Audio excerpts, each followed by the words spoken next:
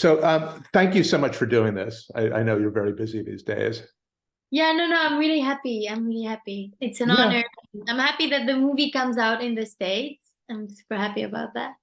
great. Okay, well, I think it's a really fun movie. I wanted to start by asking you about doing a movie that was set in this time period in the 1930s. You know, it's a movie that feels relevant to today, but is really steeped in 30s, both in the real 1930s, but also in kind of a movie version of what the 1930s are like. So what was that like for you? Well, it was a dream because it's a period that all the dresses, the Paris of that time. There is something about a dream. Like Francois made us see some movies, so we had a whole imagination that was, I don't know, excited by the idea to go into the 30s.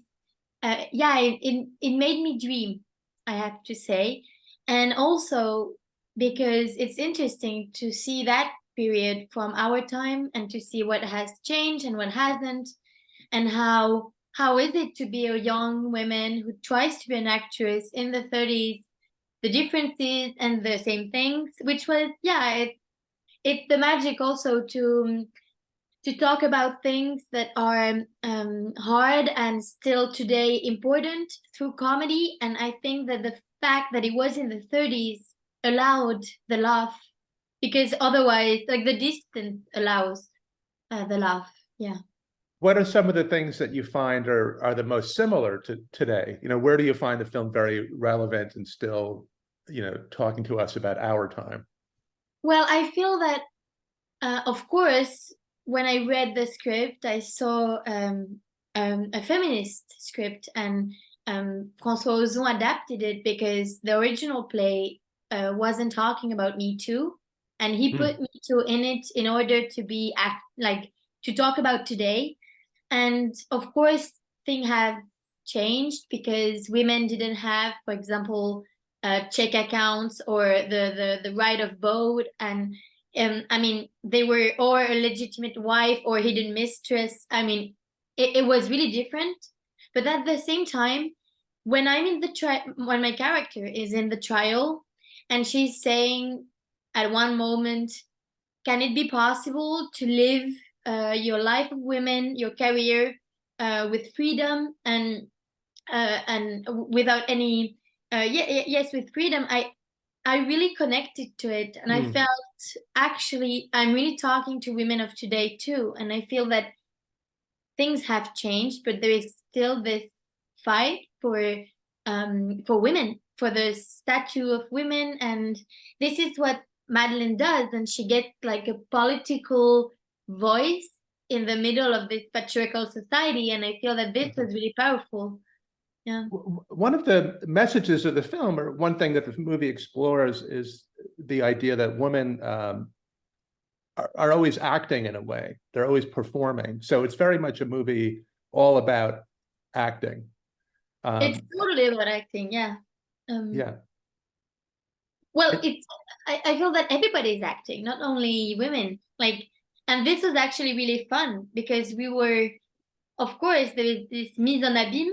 I don't know if you say that in English too, but this thing of acting and acting. And at one moment, I felt it's it's really interesting to see that are the people the most sincere in the lie and in acting, because at one moment it's in the trial that actually sincerity arrives, and I feel that this is really interesting to see where is the truth. And yeah. right. And even the scene that you mentioned, the speech that Madeline gives is a monologue. It's written for her, but it's Yeah. still, you know, a turning point in the film, an important moment. And also, even when she's talking, like, she's saying her text, so it's like acting because it's not even her words, and it's in the words of her friend that actually she connects to something that she actually believes Yeah. in, and she becomes good because she believes in it. And then reality and fiction becomes one. And I feel that François Ozon wanted really much to talk about truth and acting and the link with justice and lawyers, and yeah, the theater and justice is a big thing to compare. And Exactly. Everybody's acting, even the judges and lawyers. yeah. The character of Madeline is really interesting because she's always changing in the film. You know, she's very close to wanting to end her life, and we see her like changing from moment to moment. So I would just like to hear you talk a little bit about playing Madeline. Well, I felt like I felt she's really spontaneous, so she can she can have this desire of like dying, and 2 seconds after she has motivation and she goes. And I feel like she doesn't she's quite naive and has a sort of like something about youth, and I feel that when actually she didn't really manipulate anything, but then when she takes the opportunity because she didn't have any, and then when she takes it and she discovers that she has possibility to escape from her condition, then I thought it's really interesting that it arrives without calculating it, but just so we can think that she's a manipulative girl, but actually we are all in her side. So right. Yeah. Okay, for my last question, I just want to ask about two of the people you work with. François Ozon has directed so many great films with parts, great parts for actresses.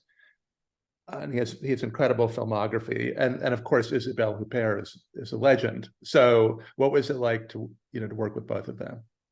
Well, François, it's crazy because I've seen his movies since I'm a little girl, from 8 Women to like I don't know the names in English actually, but many movies that has like Dans la Maison, I don't remember, and then many other movies. I was 16 and I was studying, and so François, and every Christmas we would watch a François Ozon movie with my family. So when he told me to do the casting, I have to say that it's even more than just a casting. It's something that is part of my culture. And then when I saw the part, I had this kind of huge desire to participate, also because François loves actresses and loves making movies, and he's like a child on set, and he has this desire to create a family and to put everybody with him to do cinema, to make movies, and this is something I will never forget.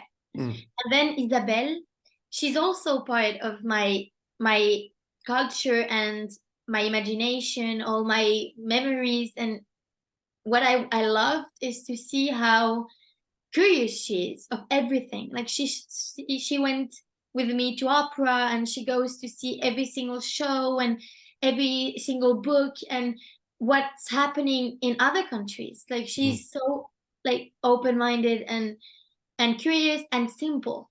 And this is crazy to see how she knows how to work, and she's simple in the work and in relation. Like and I don't know, I really admire her, and it was a huge chance to, like, first I was scared because I'm supposed to be laughing at her. And I was just like, I can't say that to Isabelle Huppert. I couldn't do the difference. I was just like, I can't do that. And then I just saw how funny she is. Like we laughed so much on that set. Like I've done only dramas. So I arrived on a set that was concentrated, really concentrated, because François is like so precious, I mean concentrated. But then it was so much fun. Yeah, I have an amazing memory about that. That's great. Really. Yeah. Well, thank you so much. Congratulations on the movie, and I'm sure it'll be well received in the United States. Thank you. No, it's an honor. It's crazy to know that movies are traveling. Like absolutely, I feel so happy. Yeah. Great. Okay. Well, thank you so much. Bye. Bye-bye.